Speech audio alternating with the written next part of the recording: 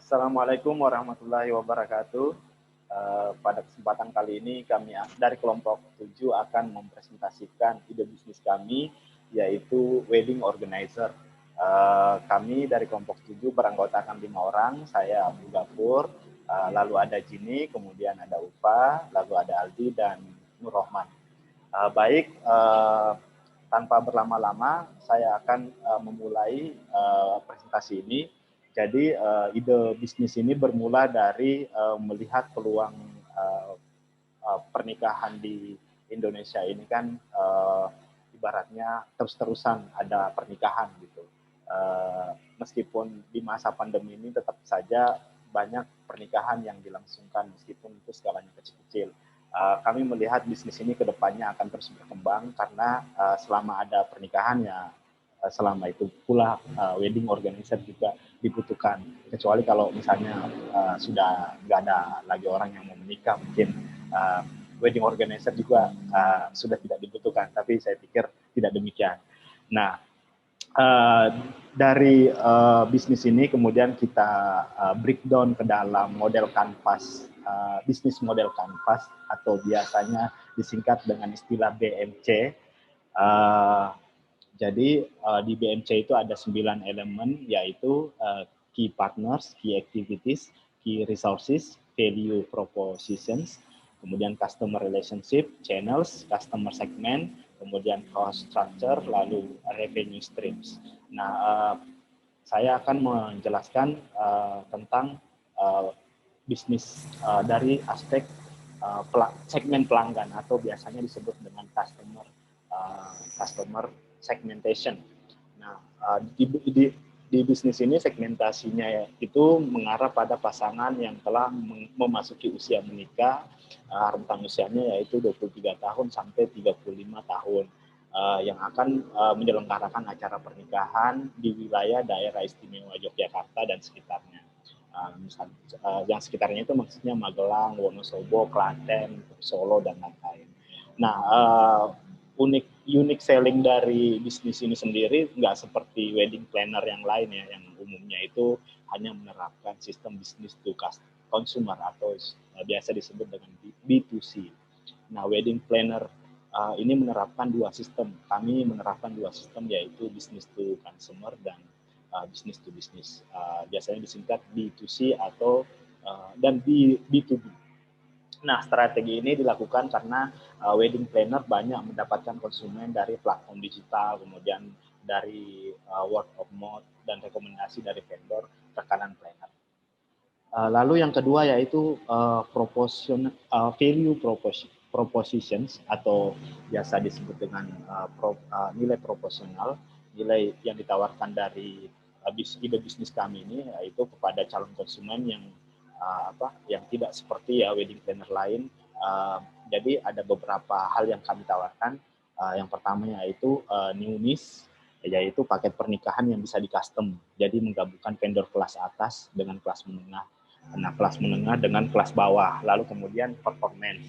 Nah, performance ini memiliki standar operasional prosedur yang berbeda. Lalu kemudian customization. Jadi wedding planner ini memberikan pilihan pada konsumen untuk menentukan acara pernikahan berdasarkan konsep atau berdasarkan biaya acara pernikahan. Lalu kemudian menyelesaikan pekerjaan, membantu menyelesaikan vendor yang sesuai dengan kebutuhan yang ada pada konsep pernikahan. Lalu kemudian desain, konsumen dilibatkan dalam proses pembentukan konsep, pemilihan vendor, dan penentuan biaya. Lalu kemudian status atau merek, yaitu menjalin komunikasi dengan konsumen baik setelah acara pernikahannya diselenggarakan, dari kehamilan dan persalinan konsumen pada hari ulang tahun konsumen dan hari jadi pernikahan. Lalu kemudian harga, jadi biayanya bisa disesuaikan dengan biaya, harganya bisa disesuaikan dengan biaya yang sudah disiapkan konsumen sebelumnya. Pengurangan biaya, yaitu membantu customer untuk mengurangi biaya atau mengoptimalkan biaya yang dikeluarkan. Pengurangan risiko, memastikan konsumen mendapatkan produk yang sesuai dengan apa yang disepakati di awal. Lalu kemudian akses, memberikan tanggapan yang cepat terkait informasi dan perkembangan produk pada konsumen. Yang paling penting yang ini adalah kenyamanan, yaitu menjamin atau meminimalisir miskomunikasi dengan setiap vendor. Jadi dari poin tersebut, wedding planner memberikan proposisi nilai kepada setiap klien dengan tujuan kepuasan, kenyamanan, dan hubungan baik dengan konsumen.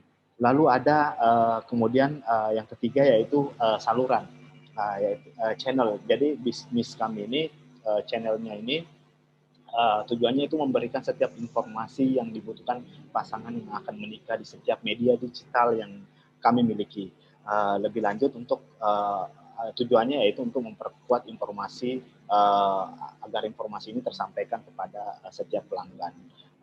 Nah, pada waktu yang sama konsumen mendapatkan apa yang mereka butuhkan sebelum menggunakan jasa dari wedding planner kami ini. Jadi dari agen-agen informasi secara cetak pada baik melalui media yang disediakan oleh rekanan vendor, tentunya harapannya bisa memberikan informasi. Jadi memang channelnya nanti itu bisa melalui website, bisa melalui sosial media, bisa melalui Instagram, Facebook, dan lain sebagainya. Barangkali itu yang bisa saya sampaikan. Selanjutnya presentasi ini akan dilanjutkan oleh teman saya, Aldi. Silakan Aldi. Lalu selanjutnya ada customer relation atau hubungan pelanggan. Dalam hal ini, wedding planner selalu menjaga baik hubungan dengan konsumen pada saat perencanaan acara, pelaksanaan acara, sampai acara telah dilaksanakan. Tujuannya adalah menjadikan kesan positif pada seluruh konsumen agar ketika keluarga, teman, dan teman yang di lingkungan konsumen akan melaksanakan pernikahan merekomendasikan wedding planner. Lalu yang kelima ada bangunan kemitraan atau key partners. Dalam hal ini menjalin hubungan kerjasama yang harmonis dengan seluruh vendor di setiap acara pernikahan dalam bentuk komunikasi yang baik, pembagian job deskripsi dengan jelas, berkolaborasi dengan setiap vendor, atau menyelesaikan setiap masalah dengan cepat dan tidak terangkat di permukaan pada pelaksanaan di lapangan, menentukan pembayaran dengan teratur dan terstruktur kepada seluruh vendor, dan menjalin kerjasama yang sehat dan saling mengerti kapasitasnya dengan vendor. Lalu selanjutnya akan dijelaskan oleh Ulfa.